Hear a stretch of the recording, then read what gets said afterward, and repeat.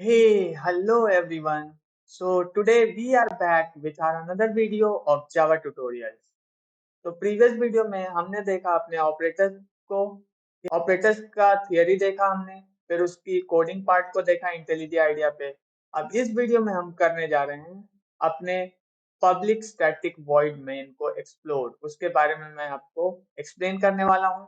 Next जो हम इस वीडियो में देख रहे होंगे वो देख रहे होंगे हम system dot out dot println, ठीक है। आउटपुट के लिए जो हम स्टेटमेंट यूज करते हैं उसको हम देख रहे होंगे और एक्सप्लोर कर रहे होंगे अपने इंटेलिजेंट आइडिया पे। इसके बाद जो हम देख रहे होंगे इस वीडियो में वो देख रहे होंगे स्कैनर क्लास को, ठीक है। स्कैनर क्लास जो यूज होता है वो इनपुट लेने के लिए, यूजर से इनपुट लेने के लिए हम यूज करते हैं अपने जावा लैंग्वेज में। तो इन तीनों चीज को इस वीडियो में हम डिटेल में एक्सप्लोर कर रहे होंगे, but on the level of basics, ठीक है। तो हम बेसिक पे ही फोकस करेंगे अभी। जब तक बेसिक हमारा खत्म नहीं होता तब तक हम एडवांस की तरफ जंप आउट नहीं करेंगे, ठीक है। तो मेरा नाम है तारिक एंड लेट्स स्टार्ट।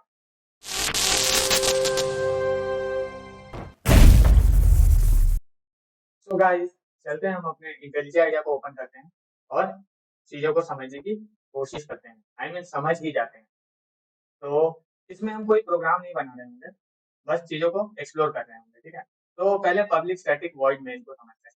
तो जो पब्लिक जो कीवर्ड है इसको हम यूज करते हैं, इसको हम डीपली देख रहे होंगे अपने ऑब्जेक्ट ओरिएंटेड के सेशन में। बट अभी जो मैं बता देता हूँ आपको कि पब्लिक मीन्स, आप अगर लेमन लैंग्वेज में भी देखेंगे तो पब्लिक मीन्स कोई भी इसे एक्सेस कर सकता है, ठीक है। कोई भी इसको एक्सेस कर सकता है, तो ये पब्लिक, ठीक है। पब्लिक का जो हम अगर एंटोनियम्स की बात करेंगे अपोजिट की, तो वो प्राइवेट होता है, ठीक है।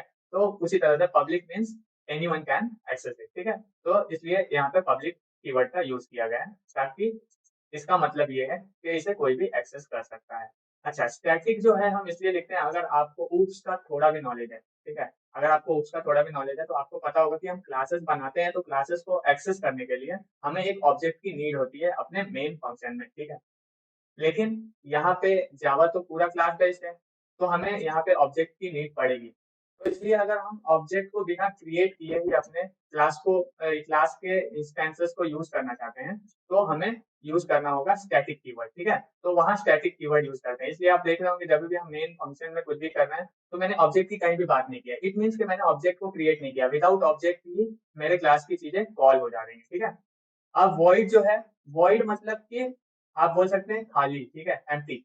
तो वॉइड हम यूज कर रहे होंगे मेनली वॉइड, फिर इसकी जगह और यूज होता है इंट, ठीक है, स्ट्रिंग। ये सब यूज हो रहा होगा हमारा जब हम मेथड पढ़ रहे होंगे। तो वॉइड मीन्स जब हम कोई भी चीज को रिटर्न नहीं कर रहे होते हैं। तो यहाँ पे हम किसी भी चीज को लेकर रिटर्न नहीं हो रहे हैं, तो इसलिए ये हमारा है वॉइड, ठीक है। अगर हम किसी भी चीज को रिटर्न कर रहे होते हैं तो उसके जो चीज रिटर्न कर रहे हैं उसके डेटा टाइप के हिसाब से हम यहाँ पे उसे स्पेसिफाई करते हैं, ठीक है। लेकिन यहाँ हम किसी भी चीज को लेकर रिटर्न नहीं हो रहे हैं, क्योंकि ये मेन फंक्शन है मेरा, तो यहाँ से मैं रिटर्न किसी भी चीज को लेकर नहीं होने वाला हूँ। यहाँ हर चीज मेरा यहाँ पे ही आके एंड होने वाली है, ठीक है। तो इसलिए हम वॉइड कीवर्ड का यहाँ यूज करते हैं। जो मेन वर्ड है, ठीक है, ये मेन मेरा ये इंडिकेट करता है कि मेरा प्रोग्राम जो है, जो मेरा कॉलिंग चालू होने वाला है वो यहाँ से मेरा कंपाइलर स्टार्ट करेगा, ठीक है। यही मेरा मेथड है जहाँ से मेरा मेन जो मेथड है वो कॉल होने वाला है, ठीक है। तो सब चीजें जो है एक जगह होकर मेरे मेन में आने वाली है, ठीक है, और मेन में ही मेरी कॉलिंग की प्रोसीजर चालू होंगी, ठीक है। तो ये हो गया concept public static void main का। आई होप आपको समझ में आया होगा, बट हम धीरे धीरे और भी एक्सप्लोर कर रहे होंगे जैसे जैसे आगे बढ़ेंगे। अब जो नेक्स्ट थिंग है वो है मेरा system dot out dot println. तो हम पहले, हाँ, इस डेटा टाइप वाले प्रोग्राम में आ जाते हैं हम, और यहाँ मैंने लिखा है system dot out dot println. तो जो सिस्टम डॉट आउट है, आउट जो है वो मेरा सिस्टम का इंस्टेंस है। सिस्टम एक क्लास है, उस क्लास का इंस्टेंस है। इंस्टेंस में हमने जब वेरिएबल पढ़ा था तो मैंने लोकल स्टैटिक और इंस्टेंस आपको पढ़ाया था। तो उसका ये इंस्टेंस है, इंस्टेंस वेरिएबल है सिस्टम क्लास का, ठीक है। तो हम उसको एक्सेस कर रहे हैं बाय यूजिंग डॉट ऑपरेटर, ठीक है। तो डॉट ऑपरेटर को यूज करके हम system dot out dot print LN जो है ये मेरा है इनपुट स्ट्रीम का इंस्टेंस, ठीक है। इनपुट स्ट्रीम एक क्लास है, उसकी इंस्टेंस है मेरा प्रिंट एलन, ठीक है। तो प्रिंट एलन को यहाँ पे यूज कर रहा हूँ, ये इनपुट स्ट्रीम। अब क्या हो रहा है यहाँ पे कि आपको बस इतना समझने की जरूरत है कि सिस्टम एक क्लास है, उसकी इंस्टेंस है मेरी आउट, ठीक है, और आउट को यूज करके मैं कॉल कर रहा हूँ प्रिंट स्ट्रीम के प्रिंट एलन को, ठीक है। अब यहाँ पे कोई भी चीज हम यहाँ पैरामीटर पास करते हैं, ये पैरामीटर लेता है स्टेटमेंट, और पैरामीटर लेने के बाद हमें कंसोल पे इसकी आउटपुट दिखाता है। तो कंसोल पे आउटपुट दिखाने के लिए इसे जाना पड़ता है प्रिंट स्क्रीन में, और जो भी आउटपुट होता है वो प्रिंट स्क्रीन के पास स्टोर हो जाता है और वो मेरे कंसोल पे ओवरराइट कर देता है उस चीज को, ठीक है। तो ये है मेरा system dot out dot println. किसी भी चीज को अगर कंसोल पे आपको प्रिंट कराना है तो हम यूज कर रहे होंगे S out system dot out dot println. अब यहाँ पे बहुत तरह के आर्गुमेंट पास कर सकते हैं हम, integer, string, float, okay, byte, long, cap, कुछ भी हम यहाँ पे यूज कर सकते हैं विद अप्रोप्रिएट टाइप कास्टिंग। तो टाइप कास्टिंग क्या होती है वो हम देख रहे होंगे आगे की वीडियो।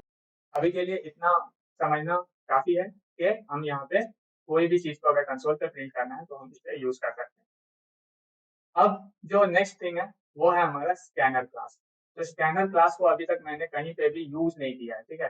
तो हम एक प्रोग्राम बना लेते हैं, छोटा सा बनाते हैं एक प्रोग्राम और समझते हैं स्कैनर क्लास को, ठीक है। तो एक फाइल बना लेता हूँ मैं,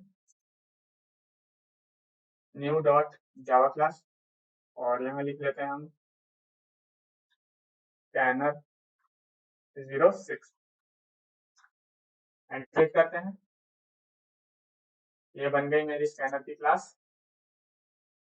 अब CSVM, आपको इसका कॉन्सेप्ट समझ ही गया होगा। तो गाइस हम लिख लेते हैं, मैं यहाँ स्कैनर जो भी लिख रहा हूँ आप उस पर फोकस कीजिए, कैसे हो रहा है मैं बताता हूँ, ठीक है। Scanner in equals to new scanner system dot in, और लगाएंगे हम उसका सेमीकोलन। अब देखिए अभी भी मुझे इंटेलिजेंट आइडिया जो है वो दे रहा है एरर। तो ये एरर जो आ रहा है ये, मैं अगर इंटेलिजेंट आइडिया का यूज कर रहा था, मैं जब यहाँ स्कैनर लिख रहा था तो वो मुझे सजेस्ट कर रहा था कुछ, ठीक है। तो मैं अगर एंटर हिट करता तो वो चीज मेरे पास इंपोर्ट हो जाती, बट मुझे आपको मैनुअली करके दिखाना था इसलिए मैंने नहीं उसको एंटर हिट किया। तो ये असल में एक क्लास है, इस क्लास को मुझे इंपोर्ट करना होगा अपने जावा के प्रोग्राम में, ठीक है। तो हम आइए मैनुअली इंपोर्ट कर लेते हैं। तो मैं लिखूंगा यहाँ पे import java dot util dot scanner, ठीक है। एंड लो, जो एरर है वो मेरा गायब हो गया। तो स्कैनर जो है जावा की एक क्लास है जो कि यूजर से इनपुट लेने में हमें हेल्प करती है, ठीक है। यहाँ पे जो हम ऑब्जेक्ट बनाते हैं जावा में किसी भी क्लास का, तो वो ऐसे बनता है, ठीक है। क्लास का नेम, फिर ऑब्जेक्ट का नेम, देन न्यू कीवर्ड का यूज करते हैं और फिर उस क्लास का नेम लिखते हैं और यहाँ जो है आर्गुमेंट पास करते हैं। तो यहाँ पे जो है सिस्टम डॉट इन का जो मतलब है वो है कि मैं सिस्टम से इनपुट लेने वाला हूँ, मतलब मेरे कीबोर्ड से इनपुट लेने वाला हूँ, ठीक है। तो अब हम इनपुट लेकर देखते हैं। तो पहले मैं लगाऊंगा एक ऐसा आउट, इसमें लिखेंगे हम enter the first number, enter the first number, ठीक है। अब प्रिंट एलन की जगह मैं एलन को हटा देता हूँ, सिर्फ प्रिंट रहने देता हूँ। तो देखिएगा अभी जो होने वाला है। और मैं यहाँ पे अब इनपुट लेने का तरीका क्या है, पहले तो आप जो भी इनपुट लेना है जिस भी डेटा टाइप में वो लिखेंगे। तो मैं इंटीजर ले रहा हूँ तो इंट, और उस वेरिएबल का नाम लिख दूंगा मैं जो भी डिफाइन करना था। तो मैं इंट num1 लिख लेते हैं और the sake of understanding num1 equals to, अब मैं अपने ऑब्जेक्ट का यूज करूंगा तो मैं लिखूंगा इन इन, ठीक है। इसके जगह आप SC भी लिख सकते हैं, ऑब्जेक्ट का कुछ भी नाम हो सकता है, मैंने इन पे लिया है, ठीक है। तो आप अपने हिसाब से अपना नाम रख सकते हैं। तो मैंने इन पे डॉट ऑपरेटर यूज करूंगा, और तो देखिए अब मेरा इंटेलिजेंट आइडिया जो है वो सजेस्ट करने लगा है कुछ डेटा टाइप्स, ठीक है, जो कि मैं ले सकता हूँ इनपुट में। तो मेरा इंटीजर है तो इंटीजर के लिए हम यूज करते हैं नेक्स्ट इंट, ठीक है। तो नेक्स्ट इंट लिखेंगे, अगर मेरा बाइट होता तो नेक्स्ट बाइट लिखता, अगर मेरा कोई स्ट्रिंग होता तो मैं नेक्स्ट लिखता, ठीक है। तो ऐसे तो आगे हम और कुछ ले रहे होंगे इनपुट, तो मैं आगे तो आप देखेंगे ही, बट अभी के लिए मेरा इंटीजर है तो हम क्लिक करते हैं नेक्स्ट इंट पे और सेमीकोलन लगाते हैं। तो अब मैं इनपुट लेने के लिए तैयार हूँ। अब नेक्स्ट जो है इसको फिर से मैं कॉपी करता हूँ और पेस्ट करते हैं, ठीक है। और यहाँ नम फर्स्ट नंबर की जगह डालते हैं सेकंड नंबर, और ये लिखते हैं num2, ठीक है। तो एक और इनपुट लेने के लिए ये मैंने लगा दिया। अब हम एक ऑपरेशन परफॉर्म कर देते हैं,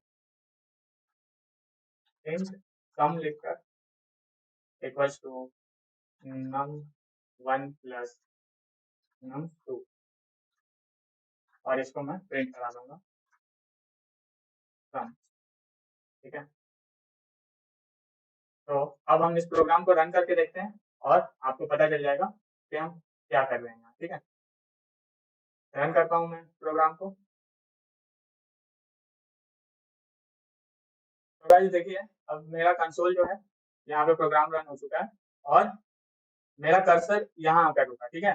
जो कर्सर है मेरा इनपुट लेने के लिए वो यहाँ आकर रुका। अगर मैं यहाँ प्रिंट एलएन लिख देता, एलएन मतलब कि एक लाइन, ठीक है? तो मेरा कर्सर खुद ही इस लाइन पे होता। लेकिन जब एलएन नहीं लगाएंगे हम तो मेरा कर्सर वहाँ ही होगा, ठीक है? तो एक लाइन हमें प्रिंट कर कर नहीं मिलेगा। बट एलएन जैसे ही लिख देते हैं हम अगर इसमें, तो वो जो भी हम आउटपुट प्रिंट कराना चाहते हैं उसके बाद एक लाइन हमारी आ जाएगी, ठीक है? अगर एलएन नहीं लिखते हैं तो हमारा कर्सर वहीं रहता है और हमारे पास कोई एक्स्ट्रा लाइन नहीं मिलेगी। उसके लिए हमको मैनुअली फिर लिखना होगा अगर लाइन हमें प्रिंट कराना है।